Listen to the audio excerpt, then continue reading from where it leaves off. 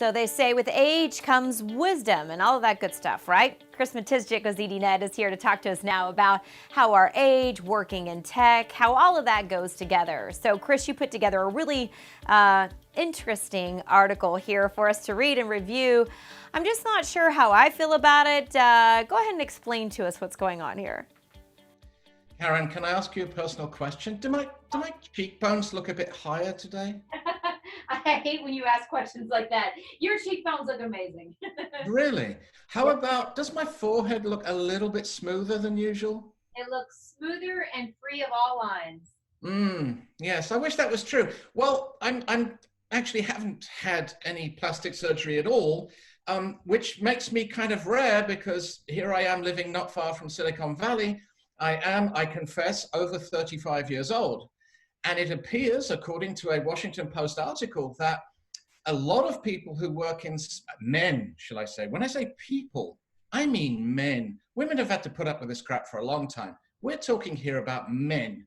They are feeling so intimidated at work by younger people that they're having Botox, they're having plastic surgery of all kinds, fillers, make the lips a little bigger, anything, maybe sucking out a bit of excess, weight from their waist. And simply because vitality is now valued and looks and, looking healthy, being prepared to sit there for 16 hours and code something really dull while looking gorgeous as a man is now the thing you're supposed to aspire to. Yeah, Chris, so this is just really different, from what we've been used to. It used to be that everyone's sitting around a conference table in a boardroom, that those that had been around the longest or the most experienced would be the smartest in the room and those that we would look to. But really, when it comes to tech and with this article, what you're saying, it's really flipping that the other way around. Great tragedy is, of course, we've let all these young people create companies in an entirely irresponsible manner in the first place, and now older people are trying to clear up the mess, or at least to some extent that's true. If you look at some tech CEOs now, Tim Cook is almost 60. Can you believe that? I'm not suggesting he's had work, please don't get me wrong, but he's almost 60. Jeff Bezos is in his 50s. Sundar Pichai is almost 50. These people are just a touch older, and they're having to clear up a lot of messes, and some might argue, messes created by the supposedly young, the supposedly full of life nerds who created the hell that is Silicon Valley. All right, and Chris, the people you talk to for this article, they're not just talking about injectables, something that they go put into their face in and out of the office quickly. We're talking about big-time surgeries, facelifts, things like that.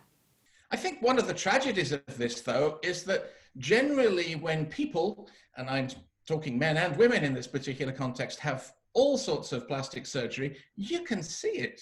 Very little plastic surgery, to my mind, is that good that it's not noticeable. So in a way, you might argue that it's attracting attention to yourself the minute you look like one way on day one, and then you come back on day 15, you've had a load of work done, and you look a little different. I have friends in the Valley who they regularly go to Botox. Now, they have an excuse. In one case, I have a very good friend whose husband is 25 years younger, more or less, and so he has Botox to look a little prettier because he feels the need. But the thought that you need to have a certain look to go to work, and not just in terms of clothing, but in terms of your face, there's a certain tragic element to that, don't you think? Oh, there most certainly is, and it's disheartening, Chris. And, we're talking about somebody like a Mark Zuckerberg. You mentioned him in the article. Wait, how old is he? He's 35. He's 36 in May. So this is the question. Is he going to look in the mirror now that he's going to be over 35 and decide to change his look? After all, the powerful, it wouldn't be the first time that the powerful have tried to change their look in order to seem younger and more vital. So wouldn't that be interesting if he suddenly decided, discreetly of course, to maybe make a couple of adjustments physically? Nothing is out of the question in Silicon Valley, as you know, Karen. All sorts of strange things happen. There are all sorts of strange parties you do not want to be invited to. So I would, who would be surprised? Who would be surprised if even the most famous, and I really would suggest some of the most famous may have already had a little bit of, how can I put it, facial crafting here and there. And as you get to 35, 36, it seems in the Valley, you start feeling visually intimidated. Yeah, I'll tell you what, it's a little nip here, a little tuck here. It's a rabbit hole, I think, Chris, that people start to go down. Hard to know when to put a stop to the things that you start doing to yourself. It's definitely an interesting conversation to have, and certainly not something that we talk about very often. It's a future for technology. Clearly, one of the great future uses of technology is going to be to change the way we think, and to change our moods, and to change the way we look. And the possibilities are, at least theoretically, endless. We can all end up looking like Jennifer Aniston and Brad Pitt, all of us. Imagine a whole 7 billion people who all look like just those two people. Wouldn't that be a glorious outcome? Tech's greatest moment. All right, that would be awfully freaky, Chris, to say the least. Can we all just be happy with how we are? Interesting conversation as always with you. And for more on Chris's article, make sure you check that out on ZDNet. Thanks for watching.